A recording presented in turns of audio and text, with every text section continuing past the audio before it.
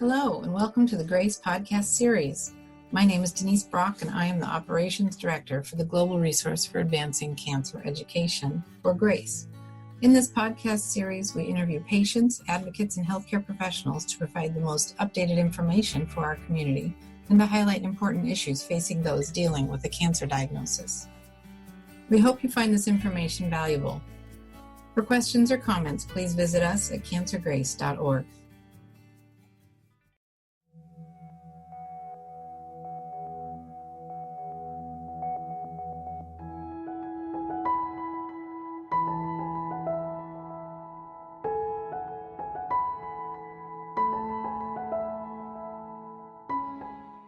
So we're going to tackle the question now, what are treatments available for RET rearranged lung cancer or RET abnormal lung cancer? So first let's define what RET is. So RET affects approximately 1 to 2% of patients with lung cancer. And although this is a small percentage of the overall patient population with lung cancer, it still affects a large number of patients, and we need to try to develop targeted therapies in the spectrum. So in terms of targeted therapies available for RET, there's been a lot of development. The initial drug development around RET rearranged lung cancer initially was done repurposing drugs used for other reasons.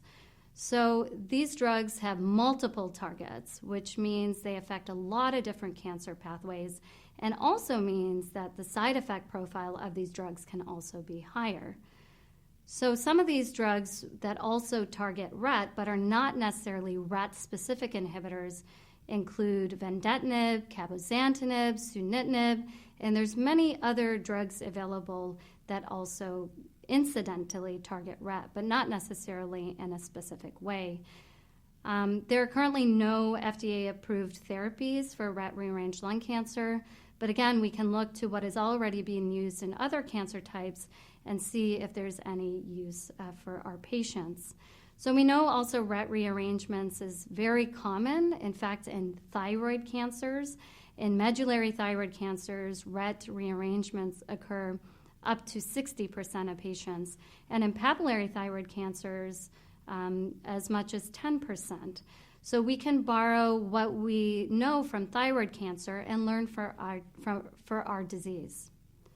So if we look at the initial phase 2 studies of some of these multi-targeted inhibitors that also happen to inhibit RET, there were three primary studies. One was done with a drug called cabozantinib, and 2 others were done with a drug known as vandetanib. In the cabozantinib study, the response rate was around 20%.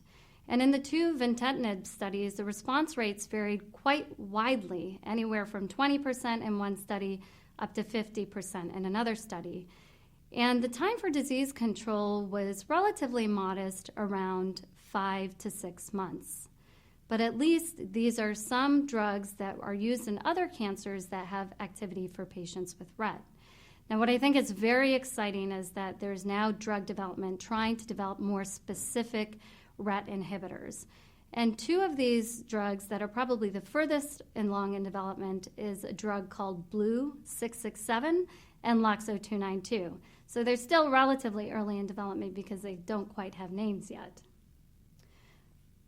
The great thing about these new selective RET inhibitors is that they do seem to have increased activity, at least with preliminary responses, anywhere from 60 to 70%. So that's quite an improvement in terms of what we've seen with those other multi-targeted therapies that just happen to have RET activity, where the response rate is somewhere between 20 to 30%. The good thing also about these selective RET inhibitors is not only are they better at targeting the original RET abnormality, but they're also designed to target common resistance mutations to RET inhibitors. Because their selection is much more narrow, they also tend to have a better safety profile. So for example, if we go back to cabozantinib and vandetanib, these drugs have properties known as anti-angiogenic. And what that essentially means is that these drugs work on disrupting blood vessel formation in tumors. That's part of their mechanism of action. But this also results on a flurry of side effects that we have to think about that are specific to this mechanism, including high blood pressure, potential kidney damage, leaking protein in the urine, and then also more serious bleeding and clotting events. The other great thing about these selective RET inhibitors is that they are designed to cross the blood-brain barrier. We know that brain metastases are a problem for our patients over time and even at diagnosis. So it's important that the drugs that we have available to use have properties against brain metastases.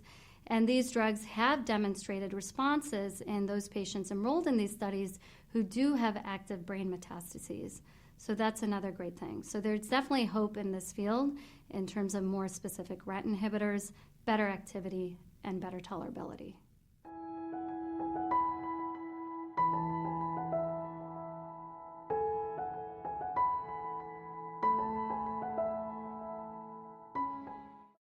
Thank you again for joining us. This podcast was made possible by the generosity of sponsorship from our friends at Lilly, Novartis, Takeda, AstraZeneca, and Exelixis.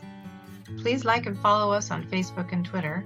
Send us feedback, share your story, donate and visit us for more information at cancergrace.org. Thank you for listening.